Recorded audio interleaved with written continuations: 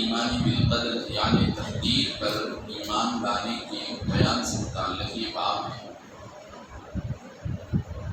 اس سلسلے میں ایک حدیث شریف جس کا عنوان یہ ہے، تمام انسانوں کے دل رحمان کی دو انگلیوں کے بیچ میں قلب کے مانند ہیں۔ حضرت عبداللہ بن عمرو بن العاص رضی اللہ تعالی عنہما سے روایت ہے، کہتے ہیں کہ رسول اللہ صلی اللہ علیہ وسلم نے فرمایا، تمام آدمیوں کے دل رحمان کی دو انگلیوں کے بیچ میں قلب کے مانند ہے، وہ جس طرح چاہتا ہے پھیر دیتا۔ اس کے بعد حضور پاک صلی اللہ علیہ وسلم نے فرمایا، اللہم مصرف القلوب صرف قلوبنا علی طاعتک، یعنی اے اللہ، اے دلوں کے پھیرنے والے، ہمارے دلوں کو اپنی طاعت کی طرف پھیرے رکھ۔ اس کی روایت امام مسلم نے کی، یعنی قلب جو انسان کے دل کا ایک اہم حصہ ہے، انسان کے جسم کا ایک اہم حصہ قلب یعنی دل ہے، اس کی کیفیت ایسی ہوتی ہے کہ وہ بدلتا رہتا ہے، جس میں تبدیلی پیدا ہوتی رہتی ہے۔ تو اسی لیے نبی پاک علیہ الصلوۃ والسلام اس کی مثال ایسے بیان فرمائے کہ گویا تم یہ سمجھو کہ انسان کا دل اللہ کی گویا دو انگلیوں کے بیچ میں، اور اب اللہ تعالیٰ اس دل کو جیسے چاہے جب چاہے پلٹا دیتا ہے۔ تو اس لیے اللہ تعالیٰ سے ہم کو یہ دعا مانگتے رہنا چاہیے کہ اللہ تو ہمارے دل کو اپنی فرما برداری اور نیکی کے کاموں پر پھیرے رکھے۔ قرآن پاک میں بھی ایک دعا سمجھائی گئی، ربنا لا تزغ قلوبنا بعد اذ ہدیتنا، کہ اے ہمارے پروردگار، تو ہمارے دلوں کو پلٹا نہ دینا، گجی میں نہ ڈال دینا، بعد اس کے کہ تو ہم کو ہدایت دے دیا۔ ہدایت ہم کو نصیب ہونے کے بعد ہمارے دل کو تو گجی میں، گمراہی میں مت ڈال دے۔ ہر بچے کی پیدائش فطرت یعنی اسلام پر ہوتی ہے، یعنی انسان کے نیچر میں اسلام کی حقیقت ہو۔ اسلام کی جو حقیقت ہے یعنی اللہ کو ماننا، اللہ کے ماننے والے بن کر رہنا، اللہ کے حکم کو قبول کرنا، اللہ کے حکم کے آگے جھک جانا، اللہ کا بنے رہنا، یہ انسان کے نیچر میں، انسان کی طبیعت میں ہے۔ انسان کا نیچر اس پر بنا ہوا۔ یہ اور بات ہے کہ غلط تربیت کی وجہ سے کوئی یہودی بن جاتا ہے، کوئی عیسائی بن جاتا ہے، کوئی نصرانی بن جاتا ہے، ایسے جیسے کہ درخت در حقیقت ہوتا ہے سیدھے ہونے کے لیے، لیکن اس کو آپ کسی رسی سے موڑ کے باندھ کے رکھ دیتے ہیں تو پھر اب وہ ڈالی، وہ ٹہنی ہمیشہ کے لیے ٹیڑھی ہو جاتی ہے۔ تو ایسے ہی انسان کی فطرت میں ہدایت اور اسلام اس کے مزاج میں، ہر بچے کی پیدائش فطرت یعنی اسلام پر ہوتی ہے، یعنی کوئی بچہ بھی کفر کے عقیدے پر پیدا نہیں ہوتا، کوئی بچہ بھی شرک کے خیال پر پیدا نہیں ہوتا، بلکہ اس کی طبیعت میں اسلام، توحید، اللہ کو ماننے کا جذبہ اس کی فطرت میں رہتا ہے۔ لیکن اس کے جو اپنے بڑے ماں باپ ہوتے ہیں وہ اس کو شرک کی طرف لے جاتے ہیں یا یہودی عقیدے کی طرف لے جاتے ہیں۔ بتایا جا رہا ہے کہ ماں باپ اس کو یا تو یہودی یا نصرانی یا مجوسی، آنکھ کی پرستش کرنے والا بنا دیتے ہیں۔ سیدنا ابو ہریرہ رضی اللہ تعالی عنہ سے روایت ہے، کہتے ہیں کہ رسول اللہ صلی اللہ علیہ وسلم نے فرمایا، ہر بچے کی پیدائش فطرت یعنی اسلام پر ہوتی ہے، اور اس کے ماں باپ اس کو یہودی یا نصرانی یا مجوسی بنا دیتے ہیں۔ جس طرح کی چوپایا جانور جو ہوتا ہے، چار پیر والا جو جانور ہے چوپایا، اس طرح کے چوپائے کے بچے پیدائش کے وقت فطرت کے اعتبار سے بالکل کامل ہوتے ہیں۔ ایک چوپائے کا بچہ اپنی پیدائش کے وقت فطرت کے اعتبار سے پیدائش میں بالکل کامل پیدا ہوتا ہے کہ اس کے ہاتھ پیر وغیرہ سب سلامت رہتے ہیں، کیا تم اس نوپیدا نوزائیدہ جانور کے بچے میں کسی قسم کی کمی، کوئی نقصان، کوئی عیب پاتے ہو؟ حضرت ابو ہریرہ رضی اللہ تعالی عنہ اس آیت کو پڑھا کرتے تھے، فطرۃ اللہ التی فطر الناس علیہا لا تبدیل لخلق اللہ ذلک الدین القیم۔ مطلب یہ ہے کہ تم اللہ کی دی ہوئی قابلیت، صلاحیت جو فطرت کہلاتی ہے یعنی اسلام کا اتباع کرو، اس کو اپنائے رکھو۔ تم اللہ کی طرف سے جو تم کو فطرت یعنی تمہاری طبیعت کو اللہ نے جو اللہ کے ماننے والے بنائے رکھا ہے، تمہاری طبیعتوں میں اللہ نے اللہ کے حکم کو ماننا، اللہ کے حکم کو تسلیم کرنا، یہ انسان کی طبیعت میں اللہ نے رکھا ہے، تو اسی فطرت پر قائم رہو جس پر کہ اللہ نے لوگوں کو پیدا کیا ہے، اور اللہ کی پیدا کی ہوئی قابلیت میں تبدیلی نہیں ہو سکتی۔ اس حدیث شریف کو امام بخاری اور امام مسلم نے روایت کیا۔ مطلب یہ نکلا کہ جیسے ایک جانور کا بچہ سلیم الخلقت، اعضاء کے اعتبار سے ہاتھ پیر وغیرہ اس کے بالکل ٹھیک پیدا ہوتے ہیں، لیکن پیدا ہونے کے بعد میں لوگ اس کو کچھ نشان لگا لیتے ہیں، اس کے اوپر کوئی عیب لگا لیتے ہیں، دیوی دیوتا کے نام پر چھوڑ کر اس کے اندر کوئی عیب پیدا کر دیتے ہیں وغیرہ وغیرہ۔ یہ سب پیدائش کے وقت تو وہ جانور کا بچہ بالکل ٹھیک ٹھاک پیدا ہوتا ہے، لیکن بعد میں لوگ اپنے رویوں سے اس کو کوئی نقصان پہنچاتے ہیں یا اس کے اندر کوئی عیب بنا دیتے ہیں۔ یہی حال انسان کی فطرت کا ہے کہ انسان بھی اپنی پیدائش کے اعتبار سے بالکل اسلام کی طبیعت اور فطرت پر پیدا ہوتا، لیکن ماں باپ اس کو اپنی غلط تربیت کے نتیجے میں یہودی یا عیسائی نصرانی وغیرہ بنا دیتے ہیں۔ حضور پاک صلی اللہ علیہ وسلم نے 5 باتوں پر مشتمل ایک خطبہ ارشاد فرمایا۔ حضرت ابو موسیٰ رضی اللہ تعالی عنہ سے روایت ہے کہ رسول اللہ صلی اللہ علیہ وسلم ہمارے درمیان خطبہ ارشاد فرمائے جو 5 باتوں پر مشتمل تھا۔ بس آپ نے ارشاد فرمایا، بے شک اللہ تعالیٰ نہیں سوتا ہے اور سونا اس کے شایان شان بھی نہیں۔ اللہ تعالیٰ سوتا بھی نہیں ہے اور سونا اس کی شان کے خلاف ہے۔ اللہ کو نیند نہیں آتی ہے۔ آیت الکرسی پڑھتے ہیں، آیت الکرسی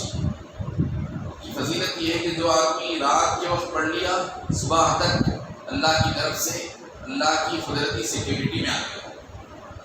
لوگ فکر میں رہتے ہیں، سیکورٹی کے لیے گارڈ رکھ لیتے ہیں، سیکورٹی کا انتظام کرتے ہیں، لیکن آیت الکرسی کے پڑھنے کا اگر کوئی شخص رات میں اہتمام کر لیتا ہے تو صبح تک اللہ کی حفاظت، پھر صبح تک پڑھ لیا پھر رات تک اللہ کی حفاظت۔ آیت الکرسی کی بڑی فضیلت ہے،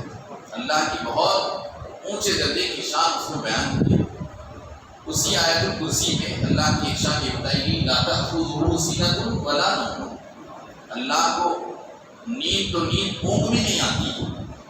نیند تو گہری نیند تو بڑی بات ہے،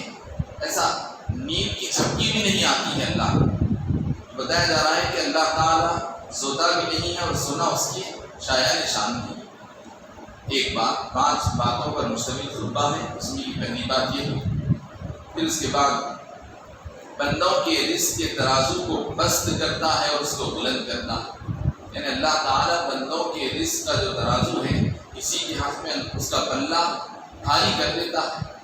نیچا کرتا ہے۔ تو ترازو کا پلہ نیچا کب ہوتا ہے؟ جب وہ وزنی ہو جاتا ہے، یعنی کسی کے نصیب میں اللہ تعالیٰ رزق کو زیادہ ڈالتا ہے اور کسی کے حق میں ترازو کا پلہ اونچا ہو جاتا ہے، یعنی اس کے حق میں نصیب اور روزی کم ہو جاتی ہے، جس کی وجہ سے ترازو کا پلہ ہلکا ہو کر اونچا ہو جاتا ہے، یعنی کسی پر رزق تنگ کرتا ہے اور کسی پر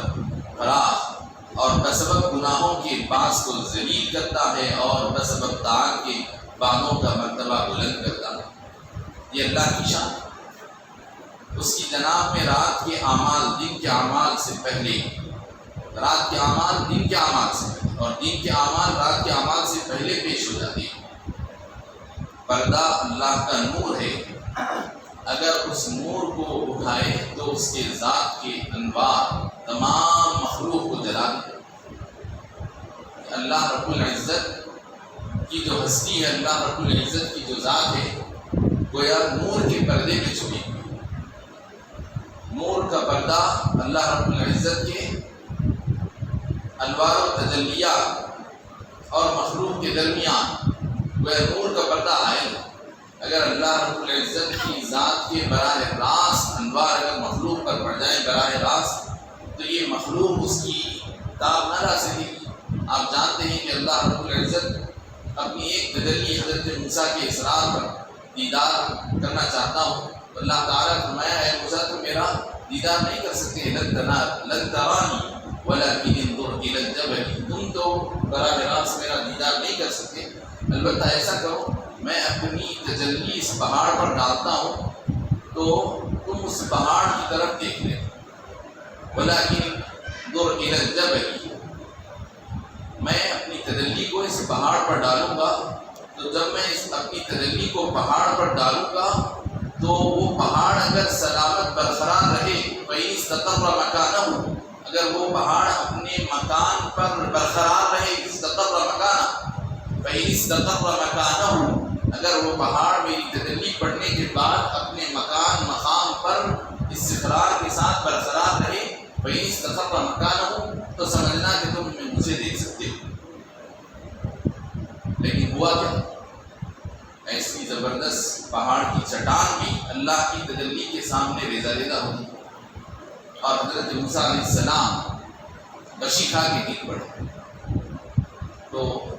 بتایا جا رہا ہے یہاں پر کہ اللہ کی ذات کی جو انوار و تجلیات ہیں مخلوق پر براہ راست اگر پڑ جائیں تو ساری مخلوق جل کر خاکستر ہو جائے گی، لیکن اللہ کی ان انوار و تجلیات اور مخلوق کے درمیان وہ نور کا ایک پردہ ہے نورانیت والا، جس کے اندر مخلوق کے لیے طمانینت، سکونت، ٹھنڈک، تو اس کے ذات کے انوار تمام مخلوق کو جلانے، کہ اللہ کی ذات کا پردہ نور ہے، پردہ اس کا نور ہے، یعنی اللہ رب العزت اور مخلوق کی اللہ کے دیدار میں اور مخلوق کے درمیان اگر کوئی چیز حائل ہے تو اللہ کا نور ہے۔ اگر اس کو اللہ تعالیٰ اس پردے نور کو ہٹا دے مخلوق کے سامنے سے، تو اللہ کی ذات کی جو انوار و تجلیات ہوں گی وہ تمام مخلوق کو جلا دے گی۔ جہاں تک اللہ کی دیکھنے کی قدرت ہے، جہاں تک کہ اللہ رب العزت کے دیکھنے کی قدرت ہے، وہاں تک وہی مخلوق چل جائے گی، جہاں تک کہ اس کے بصر کی رسائی، یعنی تمام اب اللہ کی نگاہ سے کون سی چیز غائب ہو؟ اللہ کی نگاہ سے کون سی چیز غائب ہو؟ ہماری نگاہ سے دیوار کے پرے جو کچھ بھی ہے وہ سب غائب ہو، دیوار کے پرے کیا ہے ہم نہیں دیکھ سکتے، لیکن اللہ رب العزت کے لیے کوئی دیوار، کوئی چٹان، کوئی درخت، کوئی چیز بھی حائل نہیں۔ جیسے اللہ ہم اس طرف کا دیکھ سکتے ہیں، آگے کا نہیں دیکھ سکتے، لیکن اللہ کے لیے سب برابر، قریب دور نزدیک اندھیرا اجالا سب برابر ہے اللہ کے۔ تو لہذا بتایا جا رہا ہے کہ اللہ کی جہاں تک نگاہ جا سکتی ہے وہ سب جل جائے گا، یعنی تمام دنیا جل ہوگی کہ خدا کی بصر کا احاطہ تمام عالم کو ہے۔ امام مسلم نے اس کی روایت کی ہے۔ ان چند روایات کے ساتھ ہم درس حدیث کو یہاں پر مختصر کرتے ہوئے کچھ فقہی احکام آپ حضرات کی کوشش گزار کرتے ہیں، اس کے بعد کچھ سوالات ہوں تو آپ سوال فرمائیں۔ اللہ تعالیٰ کا دیدار ہونے کے لیے اس کو کیا صلاحیت بنتی ہے کہ جو بندے کل جنت میں جو ہاں اللہ تعالیٰ کا دیدار ہوگا تو اس وقت تو یہ بندے کے لیے اس کی کیفیت بدل جائے گی۔ اللہ رب العزت اپنی مرضی سے بندوں، چونکہ یہ بھی جو رکاوٹ ہے اللہ کی مرضی سے رکاوٹ ہے، جب اللہ تعالیٰ دیدار کروانا چاہے گا تو بندوں کے اندر ان کی نگاہوں میں ایسی صلاحیت پیدا کرے گا تو بندے اللہ کا دیدار کرنے کے قابل ہوں۔ جیسا کہ اللہ رب العزت معراج پر نبی پاک علیہ السلام کو لے جا کر اپنی ان جسمانی آنکھوں سے ہی حضور کو حالت بیداری میں دیدار کروایا، یہ اللہ کا منشا ہے۔ اللہ تعالیٰ جب دیدار کروانا چاہے گا، جیسا کہ اللہ کا منشا ہے جنت میں دیدار کروائے، تو جنت میں اللہ تعالیٰ ممکن ہے بندوں کی نگاہوں میں کچھ ایسی صلاحیت بخشے کہ وہ اللہ کا دیدار کر سکیں اور اللہ کے دیدار سے لطف اندوز ہو سکیں۔ بتایا جاتا ہے کہ جنت کی بہت ساری نعمتیں بندوں کو دے دی جائیں گی، لیکن جب اللہ کا دیدار ان کو نصیب ہوگا تو اللہ کے دیدار کے مقابلے میں وہ ساری نعمتوں کو دے کر مانگ نہیں سکتے، یعنی ایک سے ایک کھانے پینے اور کیا کچھ نعمتیں ان کو مل جائیں گی، لیکن پھر بھی اللہ کا جب دیدار ہو جائے گا تو بس اللہ کے دیدار پر بے چین اور بیدار ہو جائیں گے، اور اللہ کے دیدار سے ان کو جو لطف اور مزہ آئے گا، جنت کی کوئی نعمت کو کھا کر پی کر کسی چیز میں ان کو وہ مزہ نہیں آئے گا، تو اللہ کے دیدار کے لیے وہ بے چین رہے۔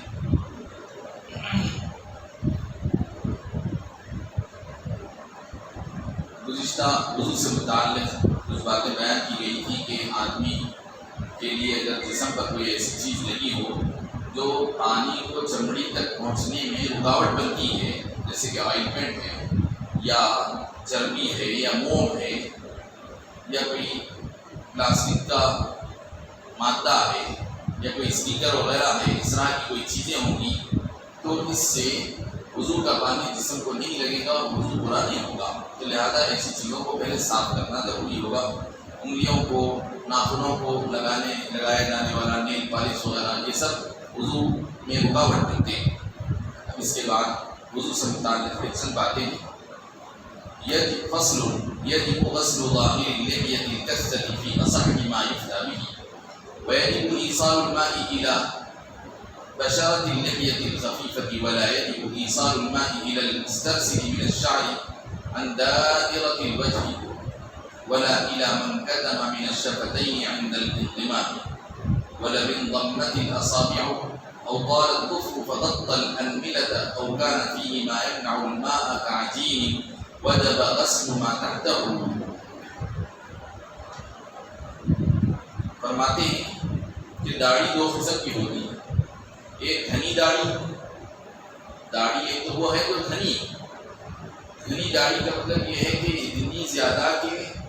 بالوں کے اندر کی چمڑی دکھائی نہ دیتی، بال ہی بال دکھ رہے ہیں، بالوں کی کثرت کی وجہ سے، بالوں کے بہت زیادہ ہو جانے کی وجہ سے اندر کی چمڑی بالکل چھپ جاتی ہے، تو ایسی داڑھی کو گھنی داڑھی کہتے ہیں۔ اور ایک داڑھی وہ ہوتی ہے جو ہلکی سی داڑھی ہوتی ہے، تو اب وہ ایسی داڑھی کے جس میں داڑھی کے بالوں کے اندر سے چمڑی دکھائی دیتی ہے وہ ہلکی داڑھی ہوتی ہے۔ تو ظاہر ہے کہ جو داڑھی ہلکی ہوگی کہ بالوں کے اندر سے چمڑی دکھائی دے رہی ہے، تو آپ پانی جب استعمال کریں گے چہرے پر خود بخود پانی چمڑی تک خود بخود پہنچ جائے گا، چلا جائے گا، کیونکہ داڑھی ہلکی ہے، اندر کی چمڑی خود بخود دکھائی دے گی۔ لیکن جو داڑھی گھنی ہوتی ہے وہ گھنی داڑھی میں جب آپ چہرہ دھوئیں گے داڑھی کو تو پانی اندر تک نہیں پہنچتا، تو ہلکی داڑھی کی صورت میں پانی جس طرح خود بخود پہنچ جاتا ہے، اس طرح کی کیفیت گھنی داڑھی کے معاملے میں نہیں ہوتی ہے۔ تو لہذا گھنی داڑھی ہونے کی صورت میں حکم یہ ہوگا کہ داڑھی کا جو اوپری حصہ ہے جو سامنے نظر آ رہا ہے، دکھائی دے رہا ہے، تو اس کا گل جانا کافی ہے، یعنی داڑھی کے پیچھے، داڑھی کے اندر جو چمڑی ہے وہاں تک پانی کا پہنچنا ضروری نہیں ہوگا، بس داڑھی کی اوپری سطح جو ہے اس کو پانی سے دھو لینا کافی ہوگا وضو کے درست ہونے کے لیے۔ اور اسی طرح بتا رہے ہیں کہ پانی کا پہنچانا ضروری ہوگا ہلکی داڑھی کی چمڑی کے اندر۔ داڑھی جب ہلکی ہو تو اس ہلکی داڑھی کی صورت میں پانی اس طرح استعمال کرنا کہ بالوں کے اندر سے ہوتے ہوئے چمڑی تک پانی جا کر لگے، اس کا آپ کو احساس ہو۔ یہ دو مسئلے، گھنی داڑھی کا مسئلہ، ہلکی داڑھی کا مسئلہ۔ گھنی داڑھی ہونے کی صورت میں پانی کو آپ چہرے پر اس طرح استعمال کرنے کی داڑھی پوری اچھی طرح سے دھل جائے، اس کی ظاہری سطح دھلے، ظاہری طور پر جو بال ہیں یعنی اندر کے جو بال ہیں یہاں پر پانی لگے نہ لگے اس سے کوئی مطلب نہیں، اندر کے بال جو پچھلے حصے میں جو بال ہوتے ہیں وہ پورے بال دھلنا کوئی ضروری نہیں۔ لیکن ہلکی داڑھی ہونے کی صورت میں اس طرح چہرہ دھونا چاہیے کہ داڑھی بھی دھل جائے اور داڑھی کے پیچھے جو جلد ہے، چمڑی ہے، وہ بھی اچھی طرح سے دھل جانا چاہیے، پانی وہاں تک پہنچنا ضروری ہے۔ وَيَجِبُ إِيصَالُ الْمَاءِ إِلَى بَشَرَةِ اللِّحْيَةِ الْخَفِيفَةِ وَلَا يَجِبُ إِيصَالُ الْمَاءِ إِلَى الْمُسْتَرْسِلِ مِنَ الشَّعْرِ عَنْ دَائِرَةِ الْوَجْهِ۔ پھر ایک مسئلہ یہ بتا رہے ہیں، اب گھنی داڑھی کی صورت میں، داڑھی جب گھنی ہوتی ہے تو اب بال کچھ چہرے کے اطراف لٹکے ہوئے ہوتے ہیں۔ چہرے کے اطراف جو لٹکے ہوئے بال ہیں، بالوں کا جو لٹکا ہوا حصہ ہے، اس کا کچا ہونا بھی کوئی ضروری نہیں ہے۔ بس داڑھی کی وہ سطح جو چہرے کے پاس میں ہے، چہرے کی حد میں جو داڑھی لگ رہی ہے، جیسے کہ داڑھی چہرے کی حد میں، یہ جو داڑھی ہے چہرے کی حد میں لگ رہی ہے، اتنی داڑھی اگر کھل جاتی ہے تو اس سے وضو کا فرض ادا ہو جاتا ہے۔ اب رہا بالوں کے جو کنارے یہ لٹکے ہوئے ہیں، ان لٹکے ہوئے کناروں کو پانی کا پہنچنا کوئی ضروری نہیں ہے۔ وَلَا يَجِبُ إِيصَالُ الْمَاءِ إِلَى الْمُسْتَرْسِلِ مِنَ الشَّعْرِ عَنْ دَائِرَةِ الْوَجْهِ، کہ چہرے کے دائرے کے اطراف جو لٹکے ہوئے بال ہیں، چہرے کے دائرے کے اطراف جو بال لٹکے ہوئے ہیں، ان لٹکے ہوئے بالوں کو پانی کا پہنچنا کوئی ضروری نہیں ہے، اس لیے کہ داڑھی کی ظاہری سطح کھل گئی ہے، کچی ہوگی۔ اور اسی طرح ہونٹوں کا وہ حصہ، جیسے کہ جب ہم منہ کھلا رکھتے ہیں تو ہونٹ کا کچھ زیادہ حصہ اپیئر ہو رہا ہے، دکھائی دے رہا ہے، اور جب ہم بات بند کر دے کر ہونٹ کو ملا لیتے ہیں، بند کر لیتے ہیں، تو جو حصہ ہونٹ کھلے ہونے کی صورت میں دکھائی دے رہا تھا، اب جب ہم ہونٹوں کو ملا لیتے ہیں تو وہ اندر بند ہو جاتا ہے۔ تو بتا رہے ہیں بغیر کسی تکلف کے، نارمل طریقے سے، عادت کے مطابق آپ جب ہونٹ کو بند کرتے ہیں تو جتنا حصہ دو ہونٹوں کے مل جانے سے چھپ جاتا ہے، اندر دب جاتا ہے، اس کا وضو میں دھونا کوئی ضروری نہیں ہے، فرض نہیں ہے۔ یعنی جب ہونٹ کھلتے ہیں تو دکھتا ہے اور بند ہو جاتے ہیں تو وہ چھپ جاتا ہے، تو اس حصے کا دھویا جانا فرض نہیں ہے۔ دھوتے ہیں تو بہت اچھی بات ہے، اس لیے کہ کلی جب آپ کرتے ہیں تو کلی میں وہ دھل ہی جاتا ہے، لیکن کلی کرنا بھی فرض نہیں ہے۔ مان لیجیے کہ کوئی آدمی صرف 4 فرائض وضو کیا، چہرہ دھو لیا، دونوں ہاتھ دھویا، سر کا مسح کیا، پیر دھو لیا، تو آپ پڑھے ہیں کہ اس سے وضو ہو جاتا ہے۔ اب ایک آدمی کلی نہیں کیا، ناک میں پانی نہیں چڑھایا، اب نے صرف چہرہ دھویا، وہ بھی اس طرح کے 2 ہونٹ عادت کے مطابق بند کیے ہوئے، عادت کے مطابق دونوں ہونٹوں کو بند کر کے چہرہ دھو لیا، تو ظاہر ہے کہ جب وہ ہونٹ کو کھولے گا تو اندر کا حصہ سوکھا نظر آئے گا، تو اب وہ اندر کا حصہ سوکھا نظر آنے سے وضو نہیں ہوا نہیں بولا جائے گا، بلکہ وضو ہو گیا۔ وضو ہونے کے لیے اتنا کافی ہے۔ ہاں البتہ کوئی آدمی تکلف سے تھوڑا ہونٹ کو بند کیا، یہ عادت کے خلاف نہیں ہے، اور اس طرح اگر بند کرے گا تو کچھ زائد حصہ اندر چھپ جائے گا، یہ حصہ اگر چھپ جائے گا اور نہیں دھلے گا، اس طرح ہونٹوں کو پکڑ کر اگر دھو لیتا ہے تو اب ظاہر ہے دھلنے جس حصے کو دھونا ضروری تھا وہ بھی اندر چلا گیا، تو اب اس سے وضو نہیں ہوگا، لہذا اتنا حصہ بھی دھونا ہوگا۔ اسی طرح بتا رہے ہیں وَلَبِنْ ضَمَّتِ الْأَصَابِعُ أَوْ طَالَ الْظُفْرُ فَغَطَّ الْأَنْمِلَةَ، اور اگر انگلیاں کسی آدمی کی اس قدر شدت کے ساتھ ملی ہوئی ہیں، بعض لوگوں کی اس کے عام طور پر انگلیاں 2 انگلیوں کے درمیان کچھ اچھا خاصا فاصلہ ہوتا ہے کہ 2 انگلیوں کے درمیان اتنا فاصلہ ہوتا ہے کہ اس میں تیسری انگلی بیچ میں ہم ڈال کر رگڑ سکتے ہیں، اس کے اندر پانی کو پہنچا سکتے ہیں، لیکن بعض لوگوں کو پیدائشی طور پہ 2 انگلیاں اتنی قریب ہوتی ہیں کہ اس کے اندر کوئی انگلی کو آپ ڈال بھی نہیں سکتے، کیونکہ 2 انگلیوں کے درمیان کا فاصلہ بہت تنگ ہوتا ہے، تو ظاہر ہے کہ اس کے اندر آپ انگلی ڈال کے رگڑ بھی نہیں سکتے۔ انگلی ڈال کے رگڑیں گے، خلال کریں گے تو پانی اچھی طرح سے پہنچ جائے گا، لیکن اگر فاصلہ کم ہونے کی وجہ سے اندر پانی نہیں جائے گا، تو بتایا جا رہا ہے کہ اگر کسی کی انگلیاں اس قدر قریب ملی ہوئی ہیں، یا پھر ناخن اتنا لمبا ہو گیا کہ یہ سامنے کا جو پلک ہے، انگلی کا جو پلک ہوتا ہے جس کو انگلی کا سرا یا انگلی کا مور کہتے ہیں، انگلی کا جو مور ہوتا ہے، سامنے کا جو انگلی کا جو یہ ٹاپ کا حصہ ہے، انگلی کا جو سرا ہے ٹاپ کا، جس کو پلب کہتے ہیں، انگلی کا پور، بتا رہے ہیں کہ اگر ناخن کے لمبا ہو جانے کی وجہ سے یہ انگلی کے سامنے کا اوپری حصہ، انگلی کا پور اگر ڈھک جائے، چھپ جائے، تو اس کی وجہ سے پانی وہاں نہیں لگ رہا ہے۔ پہلی وجہ انگلی خود بخود قدرتی طور پر اس قدر قریب ہے، ملی ہوئی ہے کہ اس کی تنگی کی وجہ سے پانی اندر کے حصے میں نہیں پہنچ رہا ہے۔ دوسری بات یہ کہ ناخن اتنے لمبے ہو گئے کہ وہ انگلی کے پور کو ڈھانکتی اور پانی وہاں پر نہیں پہنچ رہا ہے۔ یا پھر یہ کہ ناخنوں کے اندر کوئی ایسا کچرا ہے، کوئی ایسی چیز ہے جو ناخنوں کے اندر جمع ہوئی اور اس کی وجہ سے پانی ناخن کے نیچے کے حصے پر پانی نہیں پہنچ رہا ہے، رکاوٹ ہو رہی ہے۔ جیسے کہ آٹا ہے، سوکھ گیا، کہ آدمی آٹا گوندا، نان بائی روٹی بنانے والا آدمی جب آٹا گوندا کرا، روٹی پکا دیا، اس کے بعد ہاتھ صحیح طرح سے نہیں دھوئے، ہاتھ اچھی طرح سے نہیں دھونے کے نتیجے میں ہوا یہ کہ اس کے ناخنوں کے اندر آٹا اچھی طرح سے جم کر سوکھ گیا اور گھٹ ہو گیا۔ تب ظاہر ہے کہ جو آٹا گھٹ ہو گیا وہ تھوڑی دیر میں آسانی سے کچا نہیں ہوگا۔ میل یعنی دھول جو ہوتی ہے، بس پانی میں ہاتھ ڈال دیں، بس آنن پانن کچی ہو جاتی ہے۔ تو ناخنوں میں اگر دھول کی وجہ سے میل جمع ہوا ہے تو وہ میل پانی کے پہنچنے میں رکاوٹ نہیں بنتا، لیکن آٹا اگر سوکھ گیا ہے، اچھی طرح سے کٹ ہو گیا ہے، تو پھر وہ آٹا وضو کے درست ہونے میں رکاوٹ ہو جائے گی۔ جب تک کہ آپ اس آٹے کو نکالیں گے نہیں، آپ کا وضو درست نہیں ہوگا۔ بتا رہے ہیں کہ اس آٹے کو یا ناخن کے نیچے کے حصے کو یا انگلیوں کی جو دو انگلیوں کے درمیان کا جو فاصلہ ہے، درمیان کی جو ساندھ ہے، اس کے اندر اچھی طرح سے پانی کا پہنچنا ضروری ہے، ورنہ وضو درست نہیں ہوگا۔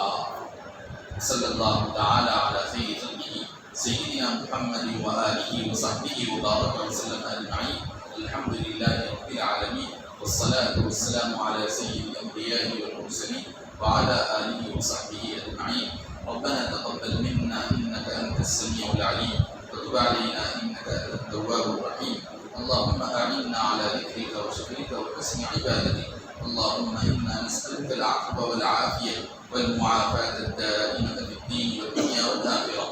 اللهم انا نسألك موجبات رحمتك وعزائم مغفرتك والعزيمة على الرشد والغنيمة من كل إثم والسلامة من كل إثم والفوز بالجنة والنجاة من النار۔ صلى الله تعالى على خير خلقه سيدنا محمد وآله وصحبه وبارك وسلم أجمعين، والحمد لله رب العالمين۔ سبحان الله وبحمده، سبحانك اللهم وبحمدك،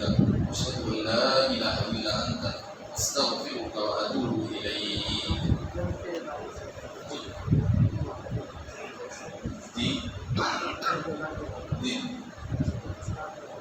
جس کا حق ہے وہ تو جو عقیدہ ہے، جس لڑکی کا عقد ہوا ہے اسی کا حق ہے، تاکہ لڑکی کے والد کا بھی حق نہیں ہے۔ والد صرف امین ہے، لڑکی کے والد شوہر سے رقم لے کر لڑکی کو پہنچا دیں گے، تو والد صرف امانت کی حیثیت سے لے سکتے ہیں، لیکن مہر کا حق وہ براہ راست لڑکی کا حق ہے، لڑکی کو دے دیا جانا چاہیے۔ لڑکی اپنی خوشی سے اپنے طرف سے والد کے پاس، والدہ کے پاس رکھوا لیتی ہے یا والد والدہ کو دے دیتی ہے، اس کی مرضی کی بات ہے، لیکن وہ اس کا حق اس کو پہلے دے دینا چاہیے، اس کا حق اس کو پہنچا دیا جانا چاہیے۔ تو یہ مسئلہ طلاق کے سلسلے میں ابھی غصے میں کوئی ایک طلاق بول دیتا ہے تو اس کا کیا شرعی ہو؟ آدمی غصے میں بولو یا مذاق میں بولو یا نشے میں بولو، کیسے بھی بولو، طلاق بول دیا، اس کی زبان سے طلاق نکل جائے، طلاق پڑ جاتا ہے، چاہے اپنے طور پر بولے، اپنے اختیار سے بولے، یا کسی کی زبردستی سے بولے، یا کسی کے ڈرانے پہ بول دیا، ان سب صورتوں میں جیسے ہی اس کی زبان سے طلاق کا لفظ نکلے گا طلاق پڑ جائے گا۔ اگر ایک مرتبہ بولا تو ایک پڑے گی، دو مرتبہ بولا دو پڑے گی، تین مرتبہ بولا تین پڑ جائے گی، چاہے اپنی مرضی سے ایک مرتبہ تین مرتبہ بولا تو تین پڑ جائے گی۔ کسی کے ڈرانے دھمکانے پر 3 مرتبہ طلاق بولا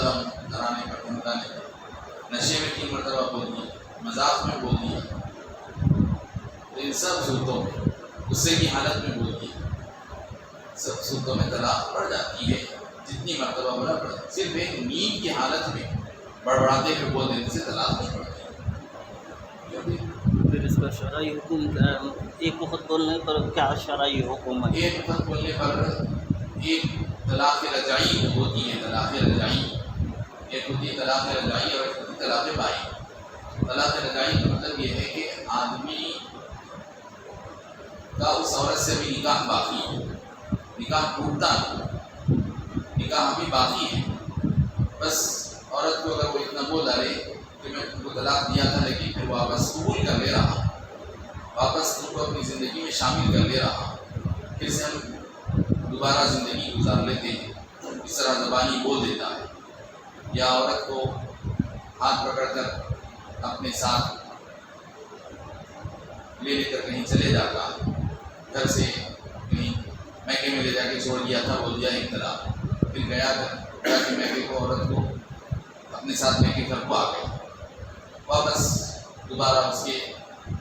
رشتے میں پھر سے بحال ہوئی عورت، لیکن ایک طلاق تو پڑ گئی ہے، یعنی آدمی کے اختیار میں جو 3 طلاق ہوتے ہیں وہ ایک طلاق کہاں ختم ہو گیا، اس کا ایک طلاق کہاں ختم ہو گیا، لیکن ہم نے اس کے اثر کو گویا کینسل کر دیا، اس کا اثر ختم کر ڈالا، طلاق کا اثر ختم ہو گیا اور زندگی دوبارہ بحال ہو گئی، لیکن اب آئندہ پھر اب زندگی میں صرف 2 ہی طلاق کا استعمال کر سکتا ہے، 2 ہی طلاق میں اب اس کی بیوی بالکل اس کے نکاح سے پوری طرح باہر ہو جاتی ہے۔ یہ طلاق رجعی کا معاملہ ہے، لیکن اگر کوئی آدمی طلاق رجعی کے بجائے طلاق بائن دیا، بائن، تو طلاق بائن کا مطلب یہ ہوتا ہے کہ نکاح کا رشتہ ٹوٹ گیا، بس رشتہ ختم ہو گیا، تو یہ پھر طلاق رجعی بولا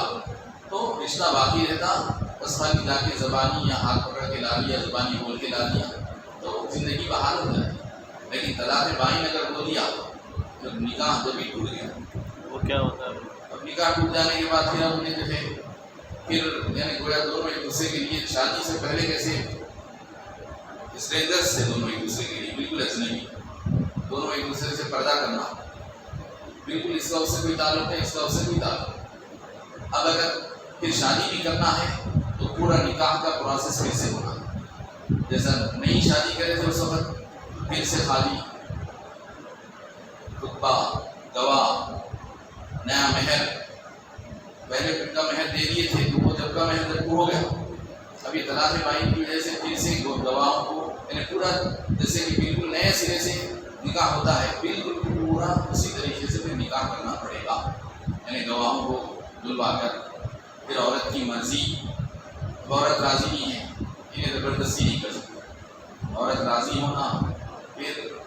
گواہ موجود ہونا، پھر نیا مہر بھی باندھنا، یہ سب احکام اس پر لگتے ہیں۔ طلاق بائن، طلاق بائن میں ایسا ہوتا، طلاق بائن، بائن کا مطلب نکاح ٹوٹ گیا، بائن کا مطلب دونوں میں جدائی ہو گئی، تو یہ طلاق کے ایسے احکام الگ الگ، اور بھی یہ غصے کی طلاق، نشے کی طلاق، ہونا، یہ 3 طلاق میں ہو سکتا تو عورت حرام سے جائے، عورت حرام ہی ہو جاتی۔ جی بعض جگہ پہ نفی ہے، طلاق ہو گیا، اگر دوسری جگہ کے پاس دوسری ہوتی ہے پھر ان کی جگہ نکال جاتا ہے، تو کیا کر سکتے ہو لوگ دیکھیں، حنفی ہے تو حنفی طریقے پر رہنا پڑے گا، حنفی ہے تو حنفی طریقے پہ زندگی گزارنا پڑے گا۔ اب سہولت دی گئی وہاں پر تھوڑا وہاں چلے گئے، ان کے پاس سہولت دیکھ کے لا لیے، وہاں پھر دوسرے مسئلے میں پھر بنا دے گی سہولت دکھی وہاں، یہ کیا ہے نفسانی خواہش ہے، آدمی جو ہے اپنی سہولت کی خاطر شیطان کے بہکاوے میں ہے، انسان شیطان کے بہکاوے کا حنفی میں بات یہی ہوتی کہ 3 طلاق بولا 3 طلاق بولا، اس میں کوئی ایک حنفی عالم کا ہندوستان، پاکستان، عراق، یہ سب سارے حنفی علماء کا یہی فیصلہ ہے، یہ جو 3 طلاق میں 1 طلاق بولنے والے یا جو رافضی شیعہ ہیں کیا ہے، ہم کیا کریں گے، ان کا کیا ہے، ان کا تو ہمارے پاس کوئی علاج نہیں، ان کے کافی ممالک کے لیے ہماری اتنا یہ ہوتا ہے۔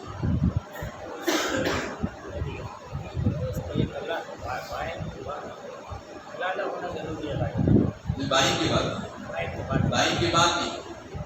بائن میں بھی اور اسٹرانگ بائن ہے. ایک بائن جو ہے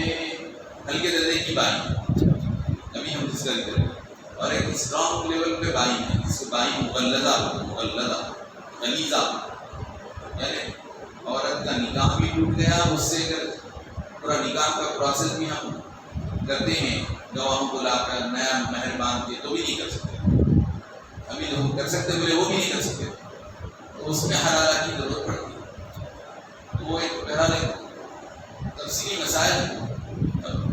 جس کو جو صورتحال پیش آئی اس کے حساب سے اس کا دینے والا طلاق رجعی دیا تو اس کا حکم الگ، طلاق بائن خفیفہ دیا ہلکے درجے کی یعنی چھوٹے درجے کی بائن دیا تو اس کا حکم الگ، اور سخت درجے میں طلاق بائن دے دیا غلیظہ یا مغلظہ جس کو کہتے ہیں، یقین طلاق پورے اٹھا کے دے دیا. ایک وہ شریعت بولی ایک دینا بولی شریعت انہوں نے اٹھایا غصے کی حالت میں نشے کی حالت میں ایک دم زبان اٹھایا اور 3 طلاق ایک ساتھ دو طلاق پڑا تو مغلظہ ہوگی، اب نکاح بھی نہیں کر سکتے. طریقہ کار کیا ہے؟ غلط کرنی ہے، غلط بھگتنا ہے، نہیں کر سکتا نہیں کر سکتا اپنی شادی اس سے. اب یہ ہے کہ اس کی شادی خاتون کی شادی کسی اور سے ہو جانا، ہونے کے بعد وہ خاتون اس شوہر کے ساتھ زندگی گزارنا، پھر اس شوہر کا اتفاقی طور پہ انتقال ہو گیا یعنی بیوہ ہو گئی، یا پھر وہ شوہر کے ساتھ بھی انبن ہو گئی، نکاح نہیں ہو سکا تو اتفاقی طور پہ وہ شوہر بھی طلاق دے دیا، تو اب یہ عورت پہلے شوہر کے لیے حلال ہو گئی.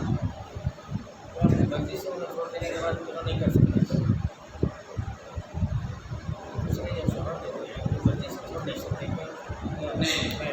ایسا نہیں ہو سکتا، یہ وانٹیڈلی نہیں ہوگا، کیجولی الگ بات ہے، وانٹیڈلی ایسا نہیں کر سکتے.